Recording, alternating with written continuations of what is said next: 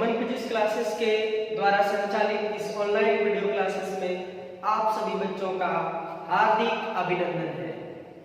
बच्चों, पिछले 2-3 क्लासेस से हम लोग डाइलेक्ट्रिक्स का चर्चा कर रहे हैं और मैंने डाइलेक्ट्रिक्स के बारे में बताया है आपको कि डाइलेक्ट्रिक्स किसी भी कैपेसिटर के ताकत को बढ़ाता है, उसके कैपेसिटेंस को बढ़ाता है। तो आज वह दिन आ गया कि मैं तुमको ये बता सकूं कि कैपेसिटर के ताकत को कैसे बढ़ाता है। और इसी सिलसिले में आपके सिलेबस में एक टॉपिक है, एक क्वेश्चन है जो एग्जाम के लिए बहुत इंपॉर्टेंट है। लॉन्ग क्वेश्चन के रूप में 5 नंबर के लिए यह हमेशा अक्सर पूछता रहता है। एक साल छोड़ के ये लगातार पूछता है। मैं चलूं आज उस क्वेश्चन को आपको समझा दूं। इसे समझने के लिए छोटी छोटी बातों को यूज करेंगे जो हम लोग पढ़ चुके हैं। इस क्वेश्चन में शिकायत होता है कि सर हमें समझ में नहीं आता। मैं आपको इन सारी समस्याओं का समाधान बताऊंगा, जरूरत पड़े तो ट्रिक्स भी सिखाऊंगा। इसलिए मैंने हेडिंग लगाया बच्चों, बहुत आसान है, आप केवल ध्यान से इसे समझें। Expression of capacitance of parallel plate capacitor with dielectric slab. याद कीजिए, यही हेडिंग कुछ दिन पहले सीखे थे। वहां था विदाउट डाइलेक्ट्रिक स्लैब, मतलब वहां डाइलेक्ट्रिक स्लैब का चर्चा नहीं था। आज हम लोग डाइलेक्ट्रिक के साथ यानी उसको शामिल करते हुए, इंक्लूड करते हुए आज बात करेंगे। ये बहुत इंपॉर्टेंट क्वेश्चन है 5 नंबर के लिए, इसलिए मैंने इसे VVI कर दिया, KKI कर दिया। KKI का फुल फॉर्म आप जानते हैं। बच्चों, फिगर में ज्यादा समझाना नहीं है क्योंकि आप इसको कई बार समझ चुके हैं। मैंने एक कैपेसिटर लिया, एक प्लेट जिस पर प्लस की चार्ज, दूसरा प्लेट माइनस की चार्ज, दोनों प्लेट के बीच का डिस्टेंस d, छोटा d। इस प्लेट में चार्जेस था जिसकी वजह से हमारे पास पुराना इलेक्ट्रिक फील्ड था E नॉट। ये फील्ड परमानेंट है क्योंकि ये प्लेट के ऊपर जो चार्ज है वो परमानेंट है।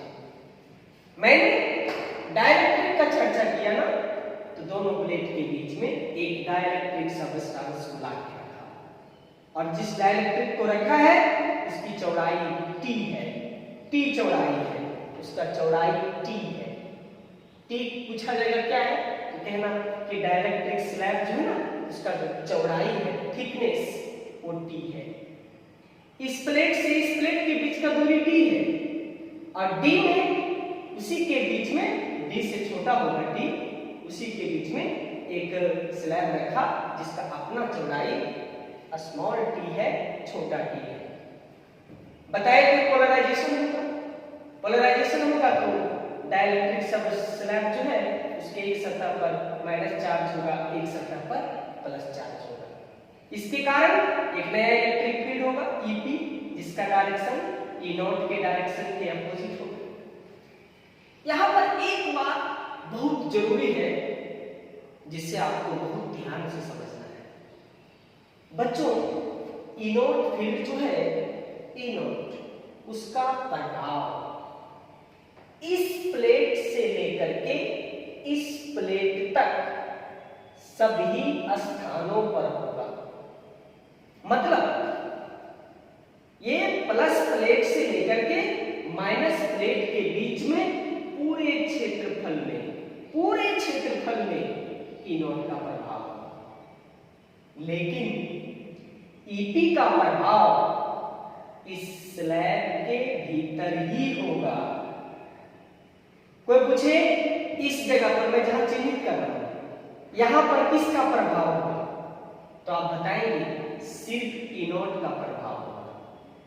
यहां पर किसका प्रभाव होगा, तो सिर्फ E नॉट का प्रभाव होगा। लेकिन कोई पूछे आपसे कि यहाँ पर डाइलेक्ट्रिक स्लैब के भीतर किसका प्रभाव होगा, तो बताना कि दोनों का प्रभाव होगा, ई नॉट का भी प्रभाव होगा और ईपी का भी प्रभाव होगा, क्योंकि यहाँ पर दो फील्ड है। इसलिए डिस्टेंस को बहुत जरूरी है समझना। अगर हम डी डिस्टेंस की बात करें तो ई नॉट का प्रभाव होगा, और टी डिस्टेंस की बात करें तो ई नॉट का तो प्रभाव होगा ही होगा, साथ ही साथ ईपी का भी प्रभाव होगा, क्योंकि ईपी का असर स्लैब के बाहर नहीं हो सकता है। चले बच्चों आगे बढ़े। मैंने कहा था कि डाइलेक्ट्रिक स्लैब जो होता है वो कैपेसिटर के लिए हॉर्लिक्स का काम करता है। जैसे हॉर्लिक्स पीने से आदमी का ताकत बढ़ जाता है, उसी तरह से ये स्लैब के आने से कैपेसिटर का ताकत बढ़ जाता है। तो कैसे पता चलेगा कि बढ़ गया? तो ऐसा करते हैं ना, एक बार स्लैब के पहले इसका ताकत निकाल लेते हैं और एक बार स्लैब डालने के बाद इसका ताकत निकाल लेते हैं और दोनों में तुलना करेंगे, कंपेयर करेंगे। अगर बढ़ना होगा तो बढ़ेगा, घटना होगा तो घटेगा, कांस्टेंट रहना होगा तो कांस्टेंट रहेगा। वो तो सॉल्यूशन के बाद ही साबित हो पाएगा। मैंने लिख दिया बच्चों, C बराबर capacitance of parallel plate capacitor with dielectric slab. Slab डालने के बाद जो कैपेसिटेंस है उसको C से सूचित किया, और C नॉट स्लैब डालने के पहले विदाउट स्लैब के पहले जो ताकत था उसको C नॉट से सूचित किया। दोनों को ध्यान रखिएगा। ये हॉर्लिक्स पीने के बाद का ताकत है, ये हॉर्लिक्स पीने के पहले का ताकत है। Horlicks means dielectric slab. अब दोनों का मान निकालेंगे, फिर आपस में कंपेयर करेंगे, तुलना करेंगे। हमारा सॉल्यूशन निश्चित तौर पे मुझे प्राप्त हो जाएगा। याद होगा आपको बच्चों कि जब हम लोग दोनों प्लेट के बीच में वैक्यूम रखे थे, कोई स्लैब नहीं था, तब का फार्मूला था कैपेसिटेंस के लिए C बराबर A इप्सिलॉन नॉट बट्टा D। पहले का डिराइवेशन है, जब दोनों प्लेट के बीच में वैक्यूम था, कोई डाइलेक्ट्रिक स्लैब नहीं था, तब का फार्मूला ऐसा था, C बराबर A इप्सिलॉन नॉट बट्टा D। अब मैं बच्चों एक ट्रिक्स बताता हूं। अब वो ट्रिक्स खेल का ट्रिक्स है जो अभी समझा रहे थे। कितना डिस्टेंस कौन सा फील्ड होगा, कितना डिस्टेंस में कौन सा फील्ड होगा, या बोलो तो कितने डिस्टेंस में कौन सा फील्ड का प्रभाव होगा। यही मैं आपको थोड़ा देर पहले समझा रहा था, उसी को ट्रिक्स में बदल दिया।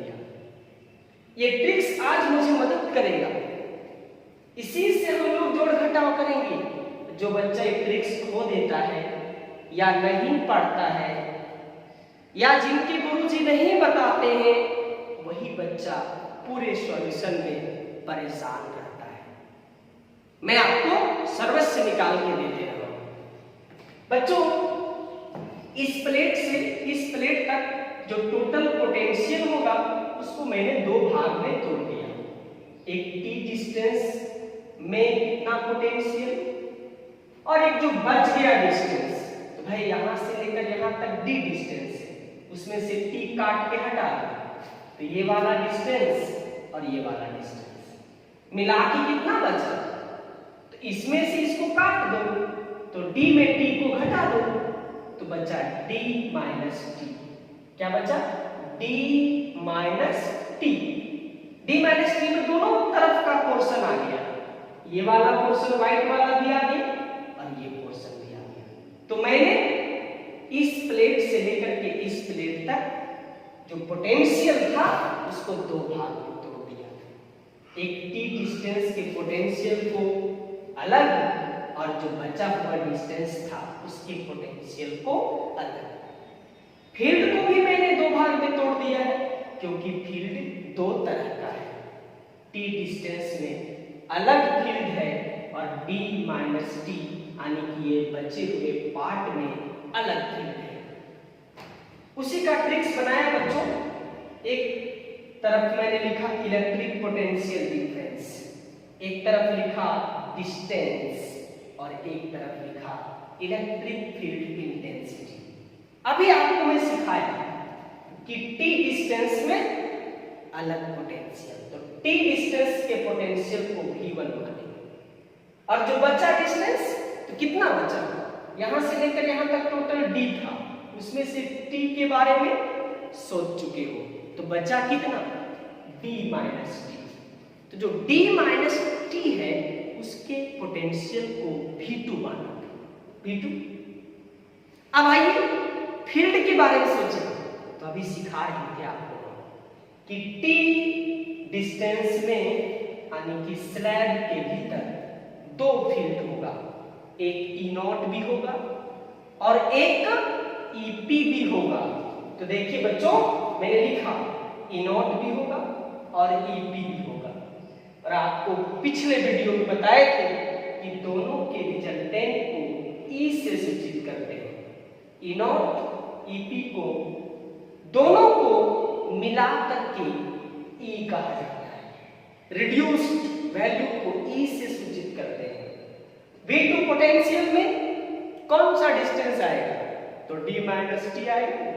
और आपको बता दें कि d माइनस टी मतलब ये वाला पोर्शन जिसको टिक कर रहे हैं। तो क्या यहाँ पर EP का प्रभाव होगा, नहीं होगा, किसका होगा, E0 का होगा। तो इसलिए ये दोनों डिस्टेंस मिला करके बना d माइनस टी। तो d माइनस टी डिस्टेंस में एकमात्र फील्ड होगा जिसको हम कहते हैं क्या चीज, E0। अब देखिएगा, अभी इसका हम यूज करेंगे, अभी सिर्फ इसको बनाए हैं, इसका यूज करेंगे। बच्चों कैपेसिटेंस निकालना है, पहले पोटेंशियल उसके बाद कैपेसिटेंस।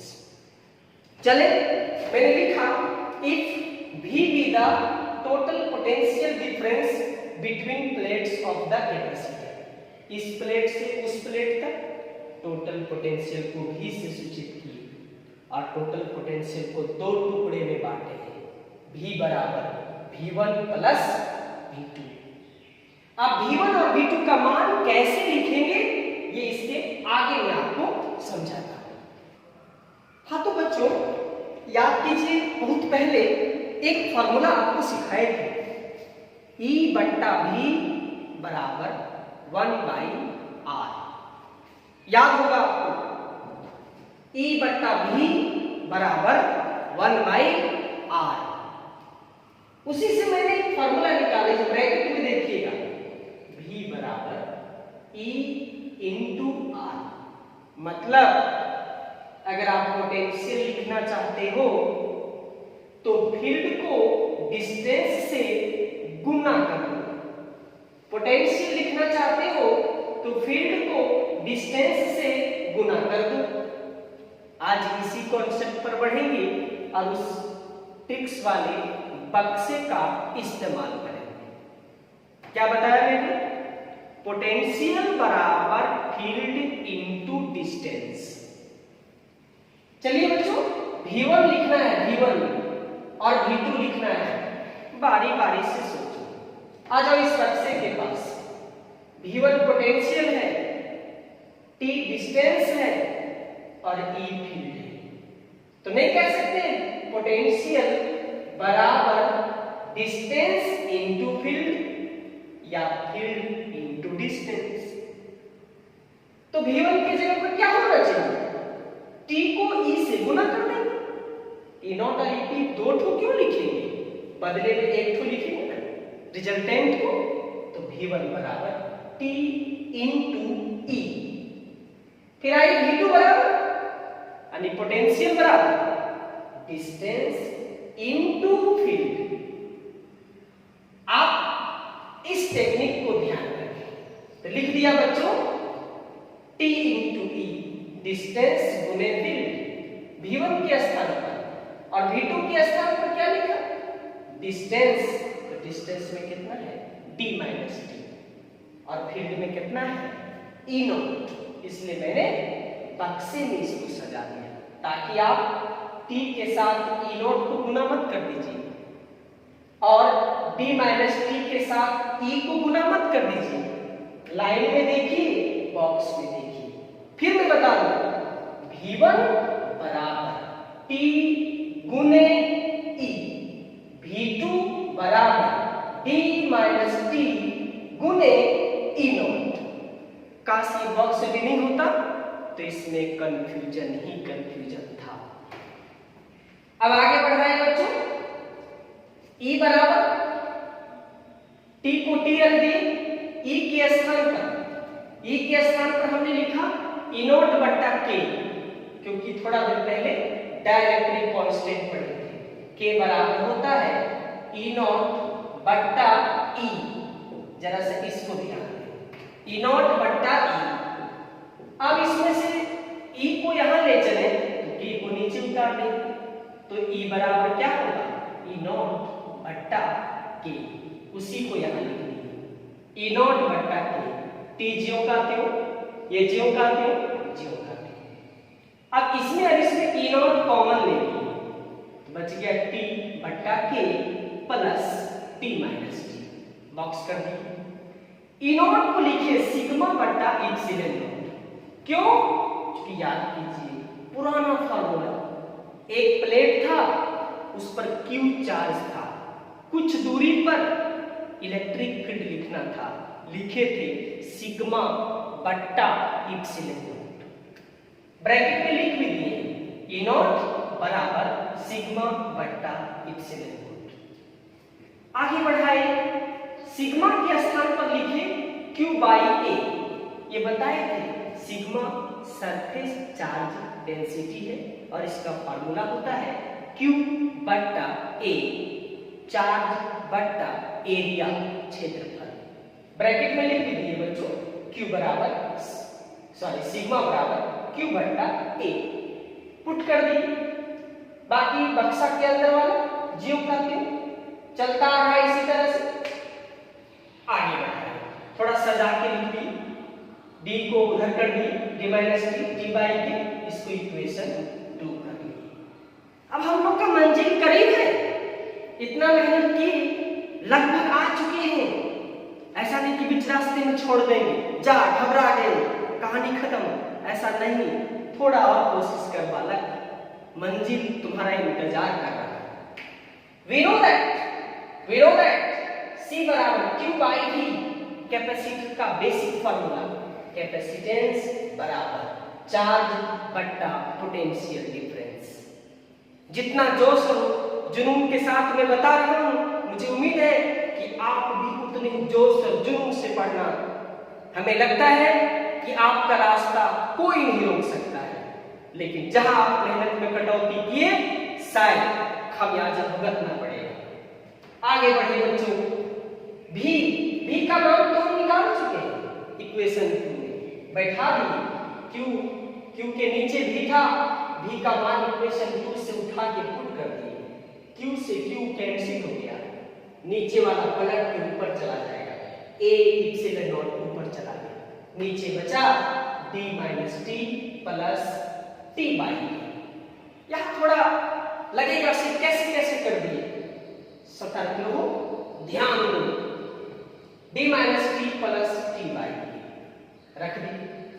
अब बच्चों कुछ कॉमन निकाल रहे हैं, जबरदस्ती का common, T D T T K कुछ नहीं मिल रहा है, तीनों में से जबरदस्ती का कॉमन निकाल रहे हैं। D कॉमन निकालेंगे, छोटा d, जहां है वहां से निकाल देंगे, जहां नहीं है उसके नीचे में डिवाइड कर देंगे। तो तीनों में से d कॉमन निकालें, तो यहां बचा 1, यहां नहीं था d तो d से भागा देंगे, यहां नहीं था d तो d से भागा देंगे। क्यों किए जबरदस्ती? सर क्यों करते हैं जबरदस्ती? फायदा तो देख, जरा इसको मिला के देख, a इप्सिलॉन नॉट बट्टा d। क्या इसको समीकरण 1 में C नॉट बोल सकते हैं? क्यों नहीं बोल सकते?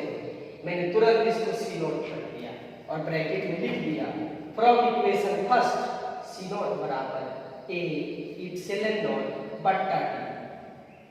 अब बच्चों इसको थोड़ा प्रमोट की, सी नॉट ऊपर में है, ठीक है, नीचे में थोड़ा सजा के लिखी, टी बाई डी के को पहले लिख दी, उसके बाद टी बाई डी को लिखी और प्लस 1 था तो इसको लास्ट में रख दी।